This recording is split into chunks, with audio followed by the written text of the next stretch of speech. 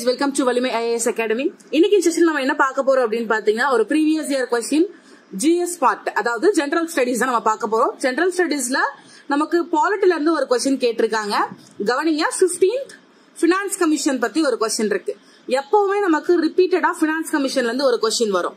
So இது எந்த எக்ஸாம்ல கேட்டிருக்காங்க அப்படின்னு பாத்தீங்கன்னா 2023ல நடந்த ரோட் இன்ஸ்பெக்டர் எக்ஸாமினேஷன்ல கேட்டிருக்காங்க, அதாவது ஏஇ சிவில்.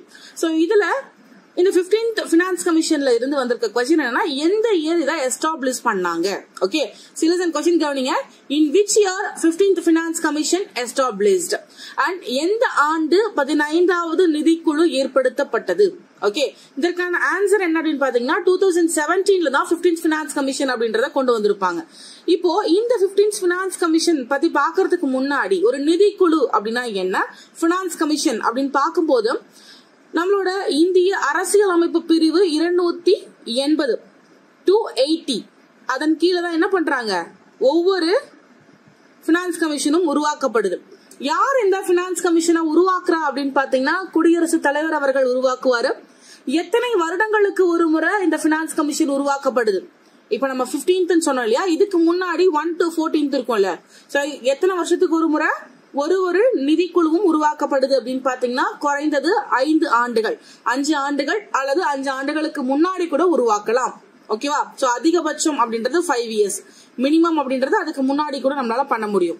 ஓகே, 2017ல தான் இந்த 15th finance commission கொண்டு வந்தாங்க. கிளியர்? சோ அடுத்த விஷயம் கவனிங்க, எப்போ இது பில்ட் பண்ணாங்க அப்படின்றது இயர் நான் சொல்லிட்டேன். டேட் அப்படின்னு எடுத்தீங்கன்னா நவம்பர் 27th 2017ல கொண்டு வந்திருப்பாங்க. இந்த 15வது நிதிக்குழுவோட தலைவர் யார் அப்படின்னு பாத்தீங்கன்னா NK சிங் அவர்கள் இதோட தலைவரா இருக்காங்க. இந்த நிதிக்குழு தன்னுடைய பரிந்துரைகளை எப்ப வெளியிடுறாங்க அப்படின்னு பாத்தீங்கன்னா February 1, 2021. 2017ல உருவாக்கின இந்த அமைப்பு 2021 February 1 அன்னைக்கு தன்னுடைய அறிக்கைகளை என்ன பண்றாங்க, வெளியிடுறாங்க.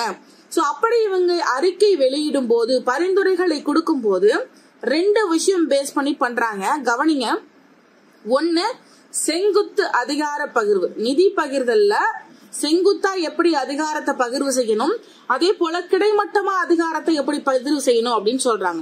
சோ இந்த செங்குத்து அதிகார பகிர்வுல தான் நமக்கு ஜிஎஸ்டின்ற கான்செப்ட் வரும். இந்த ஜிஎஸ்டியை பொறுத்த வரைக்கும் யூனியன்ஸோட வருவாய்கள்ல 15% ஒதுக்கணும் அப்படின்றது இந்த செங்குத்து அதிகார பகிர்வுல வரும்.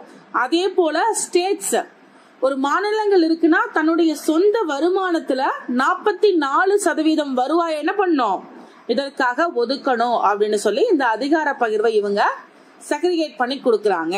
யூனியன்ஸ் வரும்போது இன்கம்ல 15%, ஸ்டேட்ஸ் அப்படின்னு எடுக்கும் போது 44%. கிளியர்? நமக்கு எப்பவுமே இந்த பினான்ஸ் கமிஷன்ல இருந்து கொஸ்டின் இருக்கும், அதே போல ஜிஎஸ்டில இருந்து நமக்கு கொஸ்டின் இருக்கும், டாக்ஸ்ல இருந்து கொஸ்டின் இருக்கும். இது எல்லாமே மோஸ்ட் ரிப்பீட்டட் ஏரியா. கிளியர்?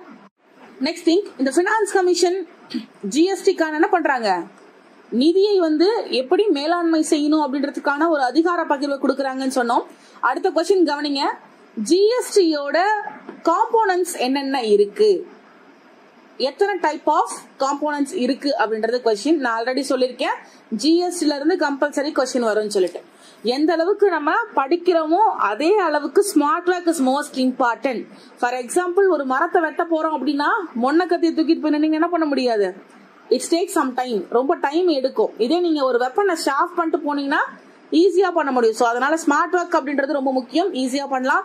கவனிங்க, ஜிஎஸ்டியை பொறுத்த வரைக்கும் அதோட உள்ளடக்கங்கள் எத்தனை இருக்குன்றது நம்மளோட கேள்வி. ஆங்கிலத்துல பார்க்கும்போது component of GST or of 3 types is answer. 3 வகைகள் இருக்கு.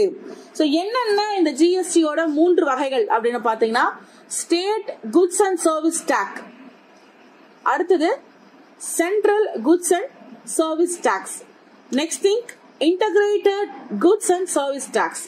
இந்த 3 விஷயம் தான். ஸ்டேட் லெவல்ல 1, சென்ட்ரல் லெவல்ல 1, integrated goods and service tax. So components of GST அப்படின்னு வருதுன்னா இந்த 3 வகைகளை தான் நம்ம சொல்லணும். So clear? இன்னொரு விஷயம் கவனிங்க, இந்த ஜிஎஸ்டி அப்படின்றது குட்ஸ் அண்ட் சர்வீஸ் டாக்ஸ் சொல்றோம் இல்லையா, இது சரக்கு மற்றும் சேவை வரி. இது மறைமுக வரி, நேர்முக வரி கிடையாது.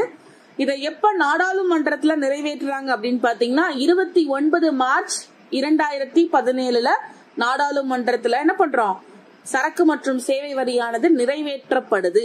எப்ப நடைமுறைக்கு வருது அப்படின்னு பாத்தீங்கன்னா ஜூலை 1, 2017 தான் இந்த ஜிஎஸ்டின்ற கான்செப்ட் நடைமுறைக்கு வருது. கிளியர்? சோ உங்களுக்கு இதுல டவுட் இருக்கு அப்படின்னா கமெண்ட் பண்ணுங்க. தேங்க்யூ ஃபார் வாட்சிங்.